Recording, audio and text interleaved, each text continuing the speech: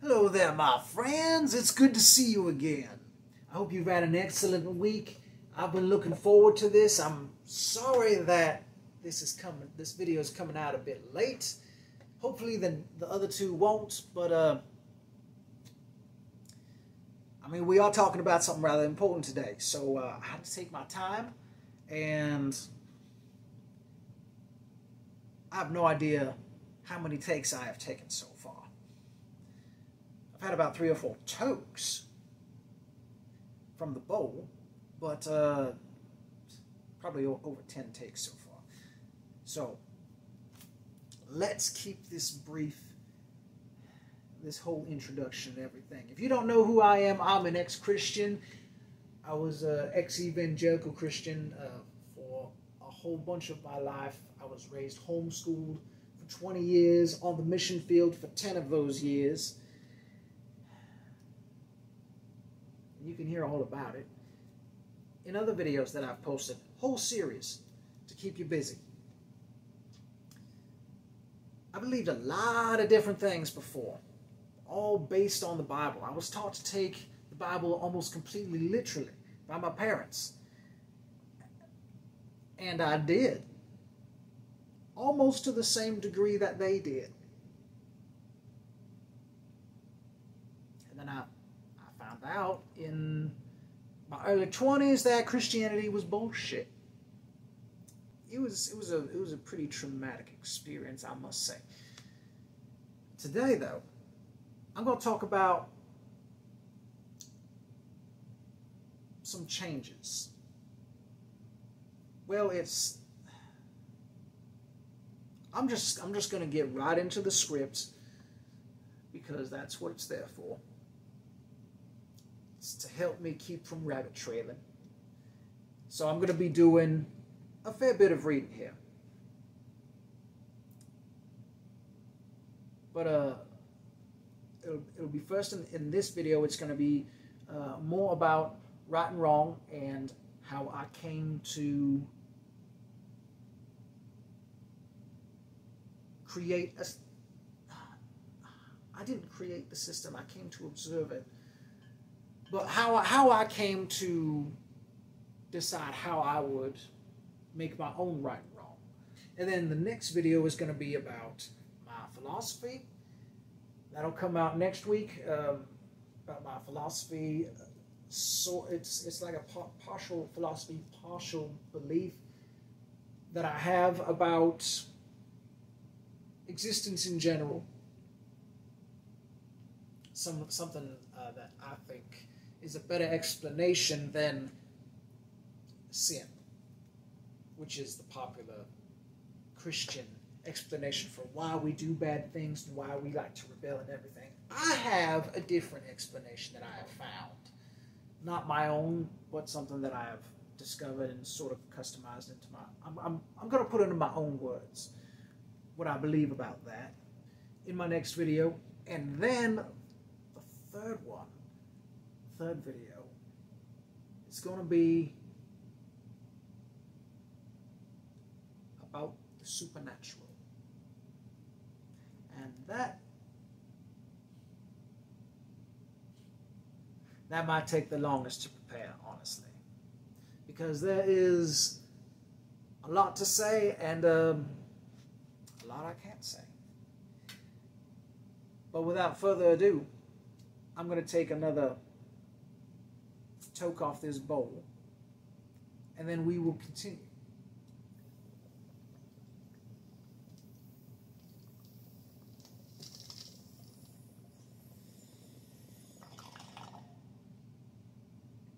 My name is Rogan, and you are watching The Mysterious Stoner in Ebola. When I first left Christianity, my entire foundation for how I viewed everything was gone. I didn't know how to look at myself, other people, the world, life, the universe. It was literally like the Matrix, but completely inside my head. I knew nothing in depth about society, real education, just whatever made it through homeschooling, through my mother to me. Not a whole lot. And I homeschooled. I didn't interact with other kids. There was a lot I did not have going for me. In fact, when it came to science, I previously believed that the Earth was 6,000 years old, and that the world was only made in 6 days, because that is what the Bible teaches. And I didn't even believe that anymore. In fact, the closest thing I knew to the real truth, because of course evolution is a theory, I heard about evolution, I would say a disfigured depiction of evolution specifically by a decently famous Christian, well, apologetics Christian. He defend apologetics is it's something Christians made up of a profession to defend Christianity. And this particular individual, his name was Kent Hovind, Dr. Kent Hovind. Not quite sure a doctor in what, but he had his own version of evolution that he taught. He was an entertaining man to listen to, both as a child and as an adult. And he gave his own version of what he translated evolution according to social, I guess you'd say social scientists, society scientists, secular scientists. That's the word. Secular is what I'm looking for. Secular, non-Christian scientists. And of course, he would make fun of it. He would mock it. And leaving Christianity, that was his version of evolution, was the closest thing I know to how the world even got started. And I was literally thinking about that right after I realized I had finally settled in my mind, okay, Christianity isn't real. Everything I know is a lie. So let's go with what I know is true. So, thinking to myself at this time, I had to think back to what Kent Hovind said about evolution, and kind of base some of, maybe not my beliefs per se, but some of my thoughts and suspicions off of that. Because something that Kent Hovind made sure to do, and I'm glad he did this, was that he made sure to point out that scientists change what they say. And you know they should. He was saying it from a perspective of they can't figure out the truth, because obviously the Bible's the truth. They keep changing the answer, making the world sound older and older. But really, they're just going in the wrong direction, because the way they're doing it is all wrong, and it's not reliable, and they should just be using the Bible, basically. But from this new perspective of, well, clearly Christianity isn't right, so what is? What is truth? Where can I start to find right and wrong? I need truth. If the God of Kent Hovind and the Bible isn't true, then the things that Kent Hovind says about the Bible and science probably isn't true. So that means all those things he was saying against evolution, well, evolution, that probably means evolution, well, there's a good chance at least that it's true. But the fact that he said that scientists change, I realized then, oh, wait a second, they're not trying, it's not that they're not looking in the wrong direction, they're just getting new information. They're updating as they're learning new things. They're throwing out the misinformation that they had before and replacing it with new. Oh, we thought the earth was 1,000,000 or so years old. Well, we found out it's actually a few billion. And they might discover that it's even older than that. At this point, who knows? And I do have something to say about the origin of everything that I think is important, that I do want to share before getting further into the right and wrong. But this is partly important right here. Now, I myself do not have an opinion on how the world began. I believe that if the cosmic divine minds that may or may not exist to rule the universe thought that it was essential to our daily lives for us to know the origin of our world and the universe, we would already know. We would already know beyond confusion or doubt what it is. We would know what that origin is. And we would know it one of two ways.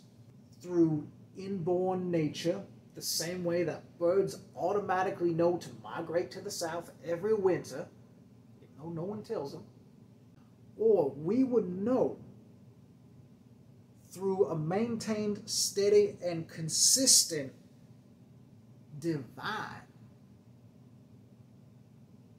unscientifically deniable revelation, meaning science can't disprove it, or it works with science. That's a better way of saying it. It works with science. So either we know it automatically, or we are constantly being reminded from the source of whatever made the universe what the origin of the universe is. We're either being constantly told, or we should know it already. But we don't have either of these. We have confusion. We have a bunch of different theories. So I have a feeling it actually doesn't matter.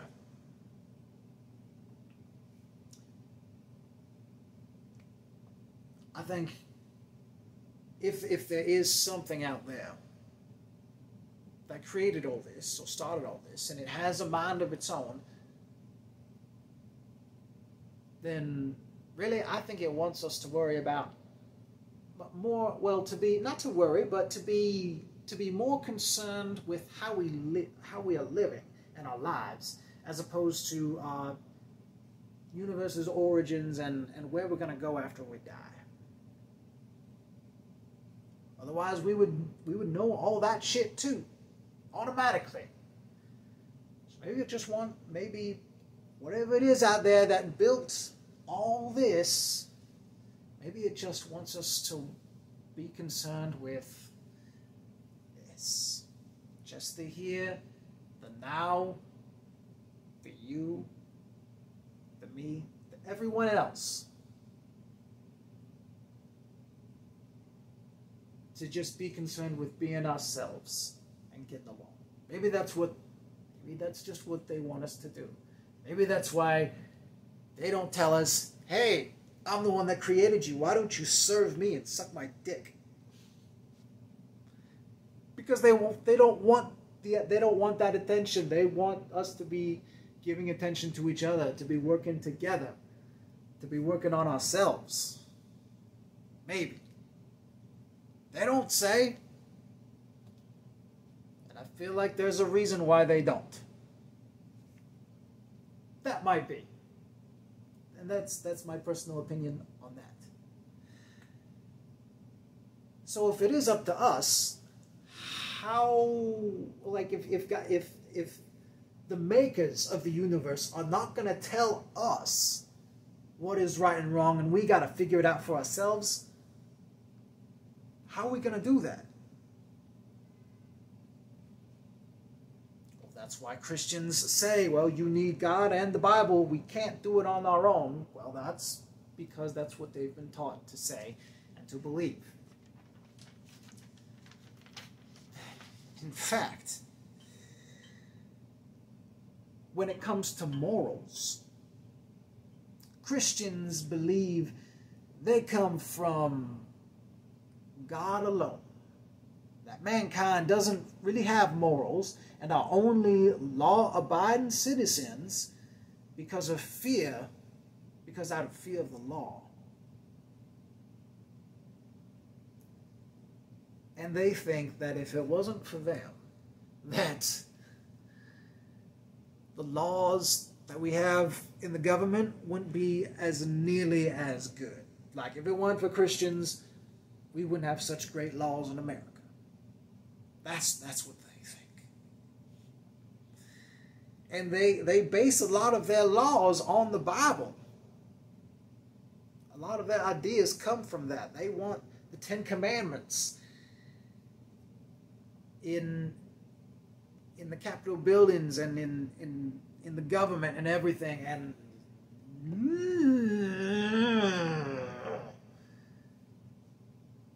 it's like all those people that are just allowing it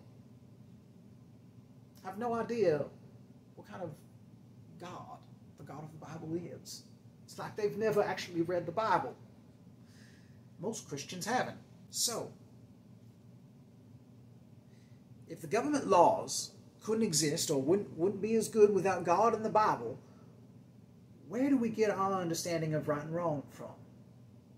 I believe our general concept of right and wrong comes from what we judge to be beneficial or detrimental to the needs and desires of ourselves and those around us. Most Christians think that everyone just stops at ourselves. They think we're only out for ourselves. They think we're miserable, that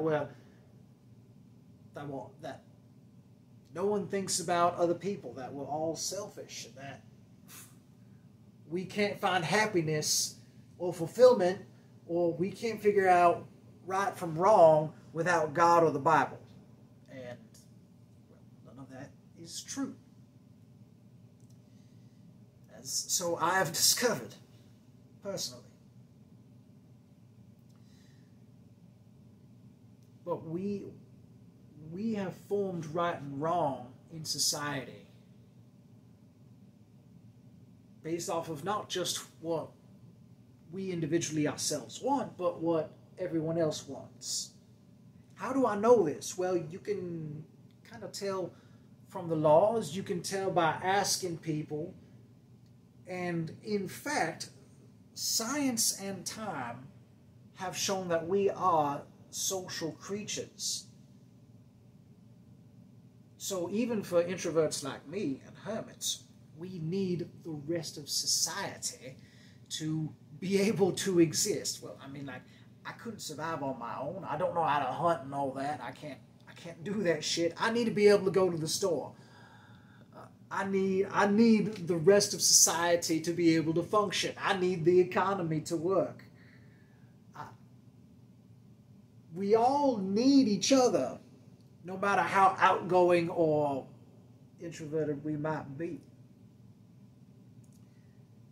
It is a matter of survival that we be fair and try to get along with each other.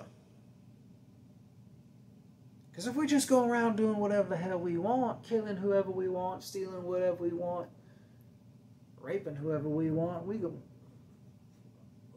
going to attract a lot of heat.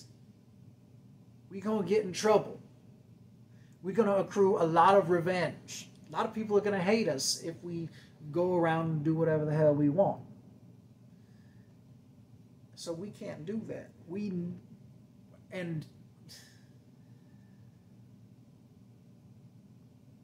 If we tear each other down, it's only going to hinder things. Not only do we need each other to survive, we need each other to be able to thrive too, to be able to succeed in life. We need those social experiences. Because if we're going to do well, I mean, we'll think about social media. The only way you can get big is through other people. You have to be able to provide something that other people want. Take for a simple example, musicians. You have some, or songwriters. Say you have someone who writes a song and they play it over and over again, and they don't get any money back for it. They have to play for tips out of a jar. But their music over time moves so many people. So many people enjoy their unique singing and songwriting and everything. But that person eventually becomes famous. And so that musician, that songwriter has become famous because he or she made a bunch of people happy with their music. He helped make their lives happier, literally, by just doing his thing, by just being herself. Now, obviously, just because you help other people doesn't always mean you're going to be rich and famous. Obviously, the more people you can help, the more people will know of you and your popularity will grow, and that's great and everything, but and I mean, it's okay to want some fame and things like that. Don't let it get to your head. Don't make your life all about it, because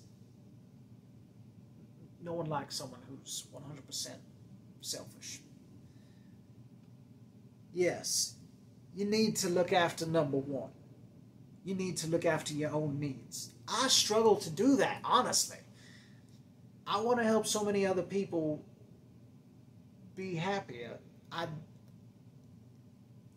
Sometimes I just give too much of myself. So much so that I put myself in a bad situation to where if I just held back, everything would have been fine. Because sometimes one can help too much. One can overextend themselves. You should never do that. You got to know your own limits.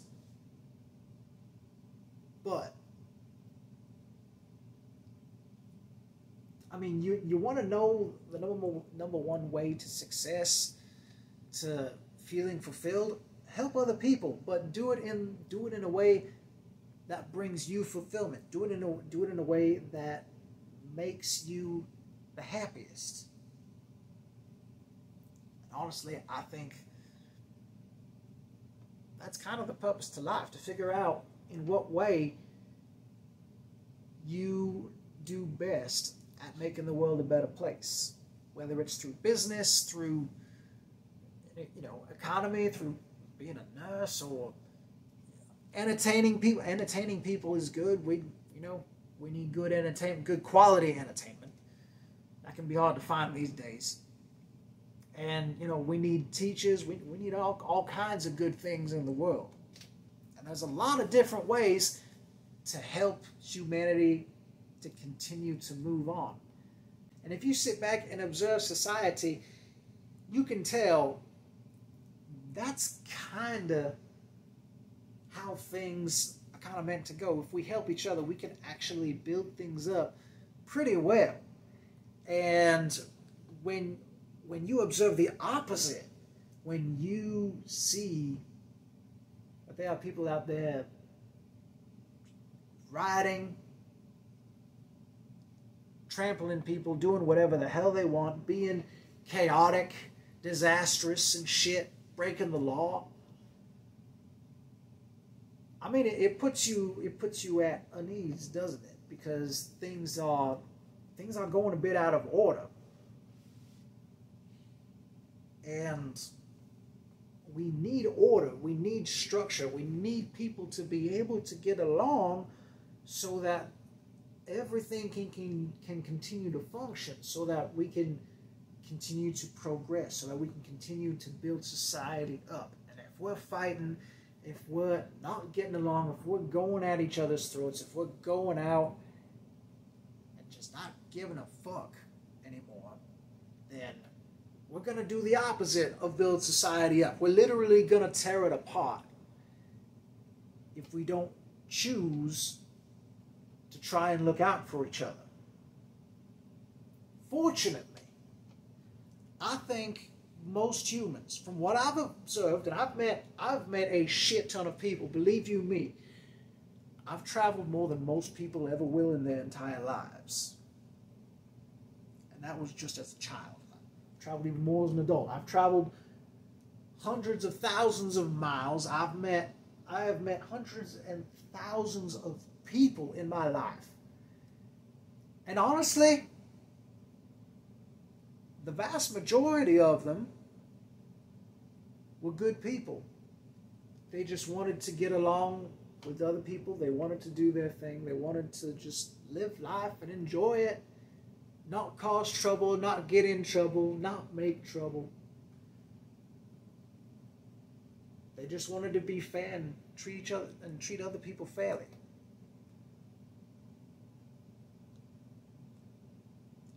And I mean, I haven't met all 6 billion people in the world, but from the larger than average sample that I have gotten of people, it seems to me the vast majority of people are pretty nice, pretty genuinely well-meaning towards each other. And if most people had their way, there would be no war. So, to try and conclude this, right and wrong is based off of what? Not just what I need or want, but also what you need and want. It does change. It does not stay the same all the time. Sometimes situations arise, like in wartime. Things can change. If an army is trying to kill you, to take away your freedoms and such, well, you need to fight back. You need to kill. You need to steal and sabotage them. You need to destroy. You need to spy. You might need to lie to them. And that is okay, because you are doing it for survival. You are doing it for freedom. You are doing it for, ultimately, to try and make the world a better place, to keep people from doing tyrannical and negative and destructive things to society, to other humans. So, things change. What is wrong now might become right, because you have to go to war, and you got to do things a bit differently. You got to treat the enemy a little bit differently than you treat the average criminal at home. The trickiest thing about right and wrong is that ultimately we all have to decide for ourselves what is right and what is wrong. And it's not just going to be for our own sake, but it does need to be that. You have to worry about your own mental health, your own physical health, your survival. But if you don't have some concern for your fellow man, how are you going to have friends? How are you going to keep your relatives caring for you? And how are you going to have success and love in life if you just completely focus on yourself? You cannot do that. You simply cannot. And unfortunately, some people get sheltered and are taught to be completely selfish, or they are raised in such a way to where their perspective of the world is twisted, and they are far more selfish, far more greedy, far more chaotic in nature than other people are. And that's very unfortunate, but that happens. I could have easily been one of those people. But you get people in all levels of education and lifestyle and everything where that can come out. But I do believe there is a reason why people are drawn to do things that are of a negative, rebellious nature. But at the same time, I mean, I'm sure you can feel it sometimes. You feel like breaking the rules, you don't want to follow them. But other times, you want organization, you want structure. You want things to go according to plan the way they should. But you want to go crazy sometimes too. You just want to go, ah!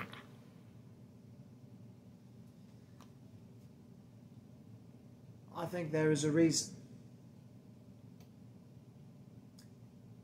That's what I'm going to talk about in the next video. But there you have it. The right and wrongs.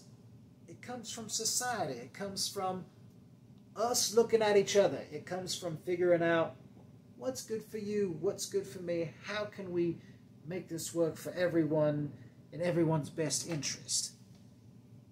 That is right and wrong for you. And sometimes right and wrong changes depending on the situation, depending on who's doing what and what you got to do. It's not always clear. Sometimes things get pretty gray, and you might have to change some of what you usually do depending on the situation. But you got to think about it for yourself.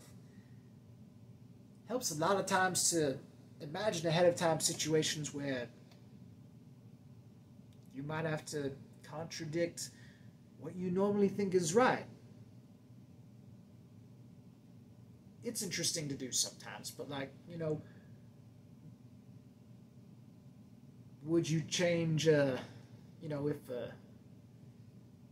you were someone who thought lying was always bad, would you change that?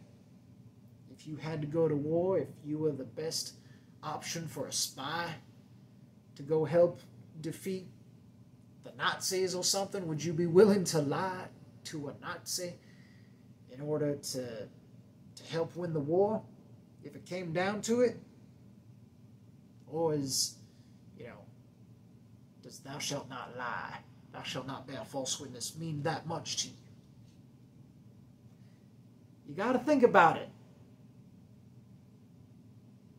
You got to think about what you really believe is right and wrong, and why. Is it just because an invisible person in the sky said it, and then a man wrote it down, supposedly that's what is the ultimate truth, the ultimate guide to what is right and wrong? Really, that's what you're going to go with? This one option? Not going to think for yourself, not going to ask questions, not going to test it out, not going to see what everyone else in the world thinks? Because let me tell you, if you... Well, I mean, that's why I'm sharing this information, to get it out there so that people can understand things in the Bible are bullshit, are fucked up, are messed up. People really shouldn't be believing this, but go read it for yourself and you can see it. I'm trying to point that shit out.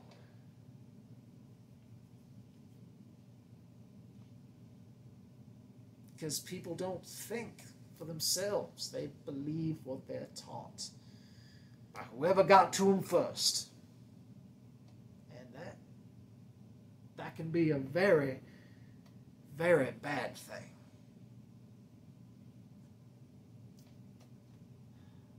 I hope you've enjoyed this video. I hope I have helped you figure some things out for yourself, or given you something to think about on your own time. I hope you'll leave a like if I've made you think. And ask any questions if you would like. Obviously there's a lot of details that I could get into that I won't.